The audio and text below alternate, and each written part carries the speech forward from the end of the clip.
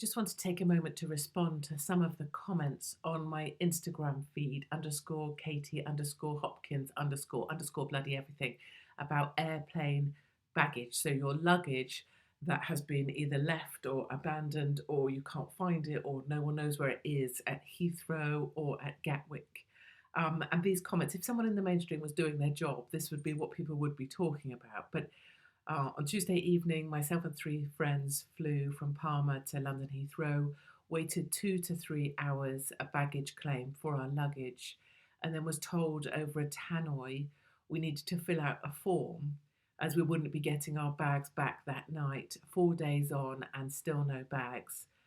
Currently in Crete with Jet2, lost my hubby's suitcase on Thursday, now Sunday, lost another suitcase.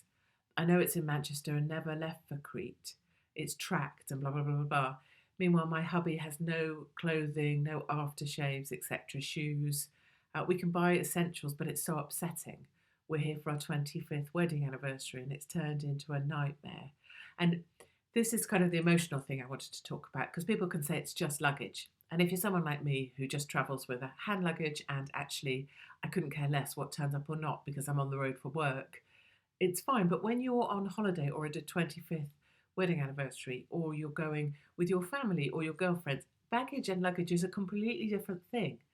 Like for me, in it is a whole emotional, people's hopes are in there. They've saved their special things for their holiday. They've bought a new outfit they're really looking forward to wearing. They've got something precious with them that they wanted to give to someone else. There's stuff in their suitcase like a special perfume that they kept especially for their holiday, or underwear especially for their hubby, or whatever.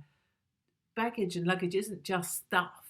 I mean, it is, but it's much more than that for a lot of people. It's a connection with a reward for endlessly grafting at jobs that are very tiresome, in the hope that you can have these 1 or 2 weeks or a weekend of craziness with your girlfriend. And much of the key to that sits inside the suitcase that has just been thrown somewhere no one cares about. The other thing is so many people saying we waited 2 hours for our luggage only to be told we wouldn't be getting it back that night. Why couldn't they have just told us? And there's so many of you who were kept waiting and kept waiting around baggage carousels. There are thousands of comments here, only to be told really kind of in a cavalier way, oh no, you won't be getting your luggage back. Like, you fools. I mean, who would be thinking you would get luggage? And what I hate about this the most, I hate it with everything that I am, is that this is people, ordinary people, us people, it's people's hopes, right? Their luggage is their hope, their holiday is their hope.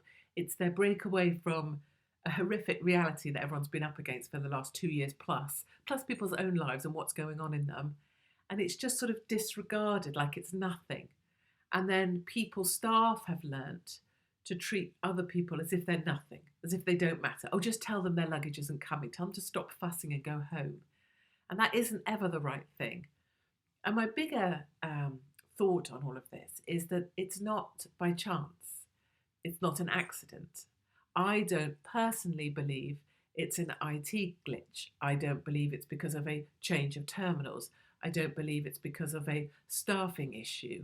I believe it's a deliberate sequence of events in order to achieve the end goal of reducing flights taken out of the UK by ordinary people by X%. Currently, I think that figure is probably 10%, because that's the figure that's being talked about as the reduction in flights out of Heathrow and a reduction out of Gatwick and EasyJet cancellations, a reduction in capacity by 10%.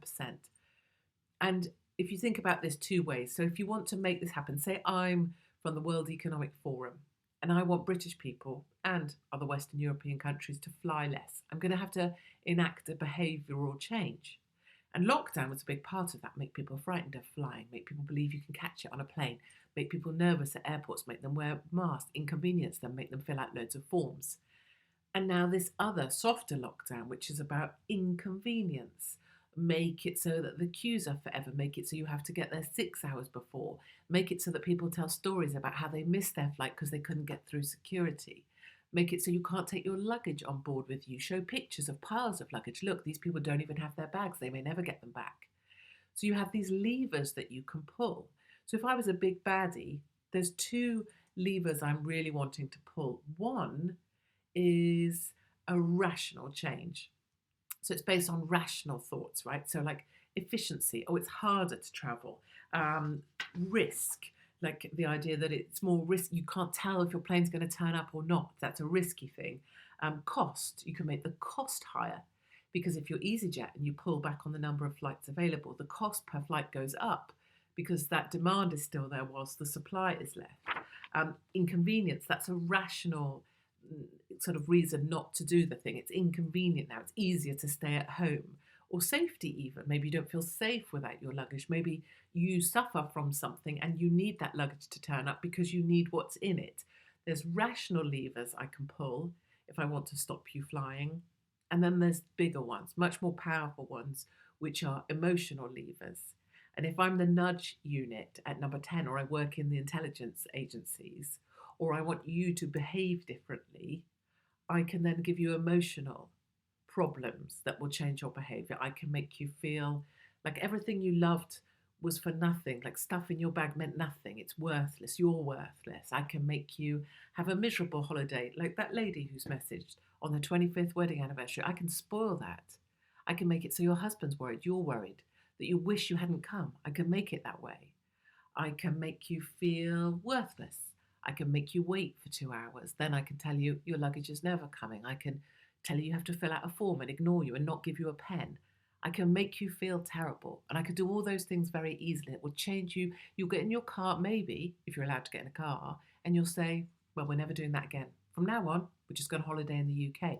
And now what I can do, now that I've used emotional and rational levers to change your behavior, now I can reward people who do what I want. Now I can show pictures to the media. I can tell the Daily Mail a story about staycation as having a great time. Look at these smart people who stayed home. They're having so much fun. It's so much better here. And then I can show you pictures of people having a terrible time for you to laugh at. Oh, look at these idiots still trying to travel, still trying to go aboard, staycationing. And then maybe I could do a YouGov survey and tell you that everybody else says they're going to stay at home. Because if everyone else says they're going to stay at home, maybe you should as well, because you wouldn't want the risk of being on your own or being exposed. So behind people and the disappointments and these comments that I'm receiving that just make me just like, are bigger macro factors at play where the bigger forces that want to achieve a specific net reduction in flights for climate reasons or pollution, environmental reasons. There are levers I can pull to make you feel that way. And I believe those are exactly the levers that have been pulled, which has left you feeling this way, and why many of you will say, I'm never going to travel again. And people say to me, well, okay, Katie, this is all very well, and I agree with you, or I don't agree with you, or you're a complete psychopath, or I still think you're a twat. It doesn't matter to me what you think, because I'd have to value your opinion. And obviously some people's I value less than others. But people say, well, what are we going to do about it? And there's a few very simple things to start with. Number one is question everything and keep asking others to, even when they call you a crazy person. The second thing is to know what you think. Just keep observing, keep seeing, keep joining the dots, and know what you think. And then the third thing is to build a spirit of kind of resilience to it. So in the short term, it's going to be about trying to still go, deciding I am bloody going to. So that would be like me when we're now banned from America saying, I am going to go.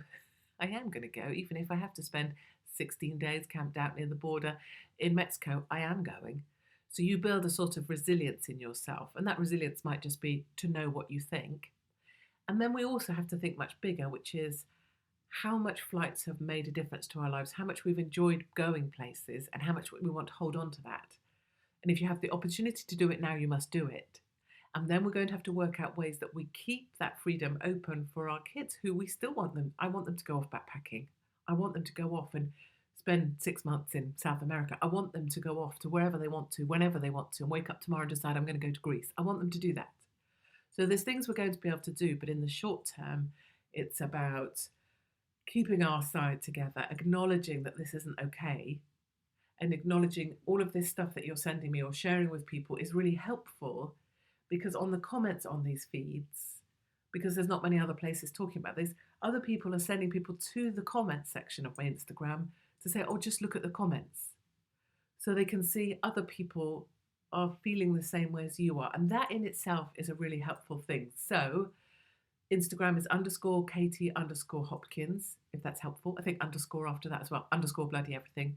And even if you don't want to listen to a word I say, perfect, go to the comments and comment about what you feel or what you think, because other people can see that and see that other ordinary, normal people like us feel the same way too. And what I've learned from doing stand up in Blackpool and bringing people together all over America and wherever else is that's one of the most powerful things before I even say a word is that by having people together, they realize they're not on their own and that this is being done to us. But when the little people join together, we will always be stronger than them. And there is terrific hope in that. And a very small scale sort of example of that would be the 100,000 NHS staff that we stood with, held up, and they did not lose their jobs for refusing to comply with the vaccine mandate. So I know we can do this, but in the short term, it's about not letting these people beat us and remembering that we're stronger together. So I just wanted to respond to those comments. I'll keep doing what I do. You keep doing what you do.